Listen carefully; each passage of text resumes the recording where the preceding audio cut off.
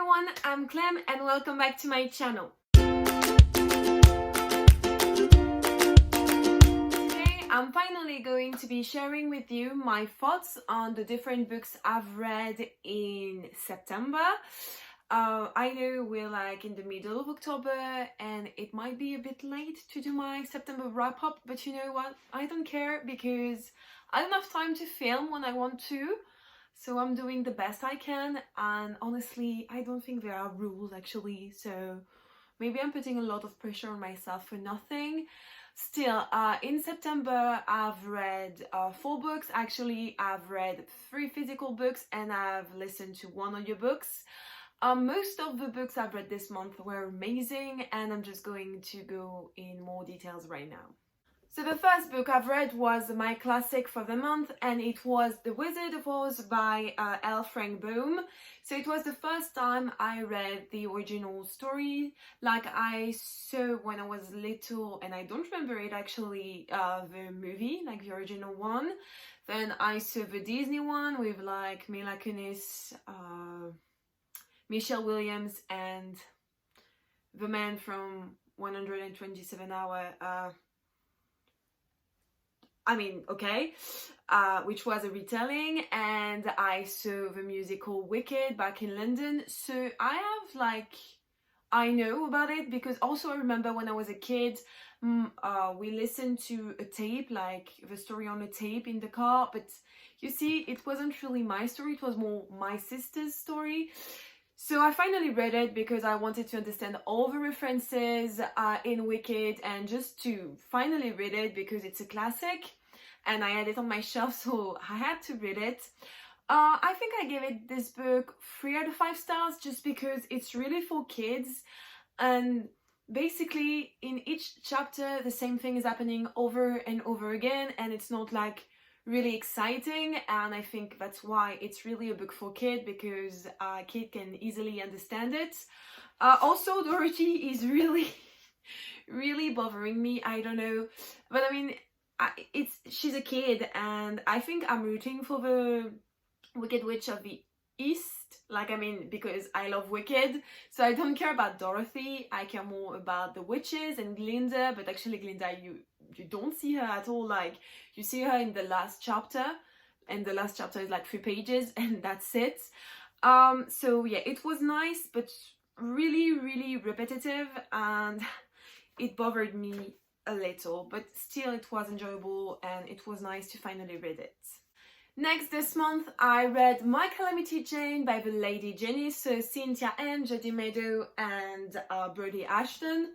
So this was the last book in the Lady Jenny's trilogy, because the first one was My Lady Jane and the second one My Plain Jane. And so in this one you're following the story of Calamity Jane, but also of Annie Oakley, who was also a very famous cowgirl. Yes, that's cowgirl, but like cowgirl in the past, not what it means today. And I really liked it. So if you don't know what this trilogy is about, is that the 3 authors, they take a popular Jane, like a famous Jane in history or in literature, and they twist her story. So in this one, Calamity Jane is the very famous heroine of the plans. She is doing this show with Frank and his father Bill, but at the same time they are Garou hunters, and at the beginning of the book Jane gets bitten by a Garou, and she's going to become a Garou herself, and from then a lot of things are happening. It was not as funny as My Lady Jane, but it was still better than My Plain Jane. So My Lady Jane is my favorite, then you have My Calamity Jane, and then My Plain Jane. What I really liked about this one is the different perspective you get, like the different point of view in this book, because you have My Calamity Jane, Annie, but also Frank, and I love because they all bring something different to the story, and at some point you have, like, they're going to the same place, but you have different paths and different things are happening to them, and I really enjoyed that because it brings a lot of diversity in the book and in the storytelling. I really enjoyed that. It was still funny. The ending was nice. I really liked it. It was short and basically it was everything I wanted. And what I discovered something even better because when I first read the first two, I didn't know this existed. But actually, the three authors, they have an Instagram account where they talk about the research they did for each book. And so I read the researches they did for My Calamity Jane about real places in the United States, the real characters. And I really like that because, I don't know, actually you learn stuff when you read this book and it's actually amazing. And also, since I'm talking about this, so the Lady Janie's is over, but I was so pleased to discover that next year they're coming back with a new trilogy about famous Marys. And we got the cover for the first one. I'm going to put it here. Can you see how stunning it is? First, it's green, my favorite color. I can't wait to have it. It sounds amazing. I can't remember. I know they're talking about Mary Curie at some point, but it's not this one. I think maybe this one is about Mary, Queen of Scots, and I can't remember which Mary is the last one, but I can't wait. It sounds amazing. I'm super excited. Also this month I've read The Archive by Victoria Schwab. So if you don't know what The Archived is the first book in the Archived duology, or it's also called The Dark Vault because she had a new edition of the two books in one book and it's called The Dark Vault. I think it's called The Dark Vault. And basically in this one you're following Mackenzie. Mackenzie is a teenager, but she's a special teenager because she has the ability to chase ghosts in a way. Okay, so in this world you have the Archived, and the Archived is the place where your body goes when you die. Actually, it's not really your body, but more like your soul, or I mean your memories, like who you are, but not really physically.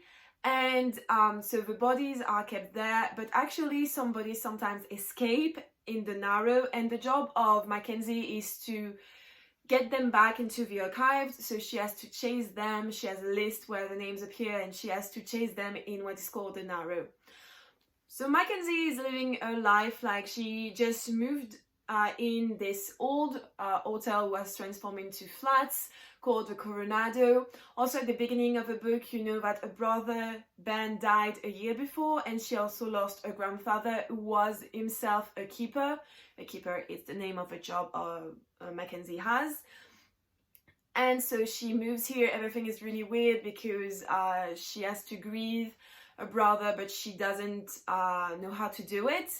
And also there's a problem in the Narrow and the Archive because a lot of people, like a lot of dead people, are waking up, and those people are called the histories. And so they don't really know what's happening, but actually there is someone in the Archive and in the Narrows who is waking up histories and messing up with all the organization, and Mackenzie is going to try to find what's happening.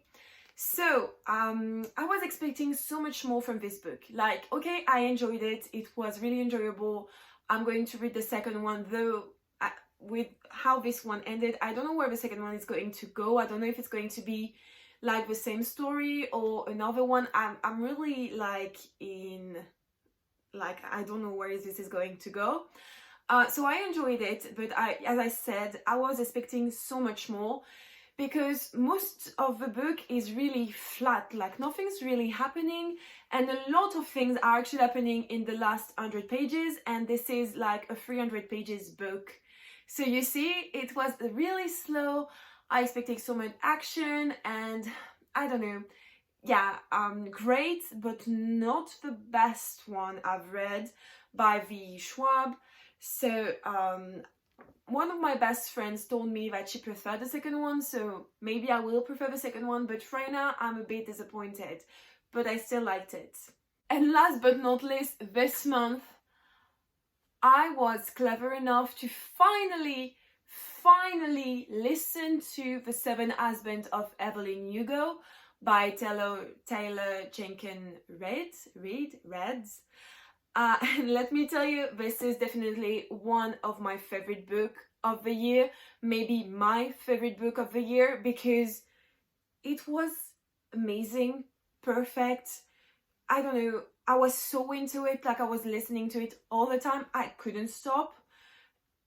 This book is brilliant. I love it. I want to see a movie about this book. So if you haven't heard of The Seven Husbands of Evelyn Hugo, basically you're following Monique, and Monique is a small journalist. Like, she's not really where she wants to be in a career, and also she's going through a hard time in her life because she's going through a divorce with her husband.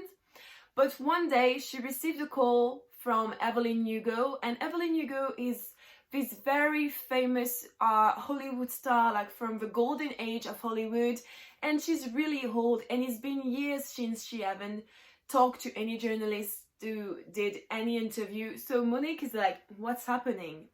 And Evelyn Hugo is saying that actually she wants Monique to interview her because there's this event Evelyn Hugo is organizing for, like, it's an auction of some of her dresses and some stuff for like research for the cancer.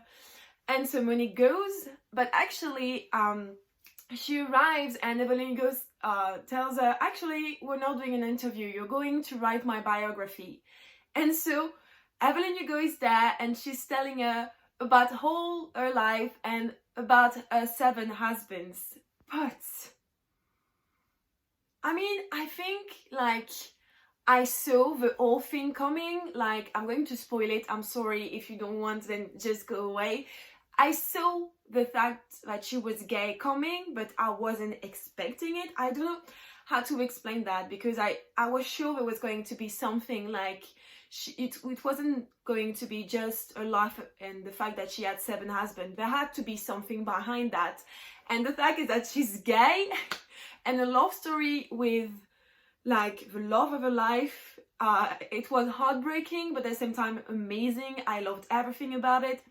And also the ending, because throughout the whole book, you know that there is a secret, there is something that's going to link Evelyn and Monique, because Evelyn asked Monique for this interview, her and not anyone else.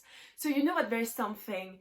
And at the moment I knew it was that, like, I knew she was like the daughter of a man, and Monique had to discover that the father was gay and everything. It was heartbreaking, mind-blowing. I loved it. But also what I loved about this book is the atmosphere, like being, like the fact that it's set in the golden age of Hollywood, the beginning and everything. I was like, I want to live here. This is so peaceful.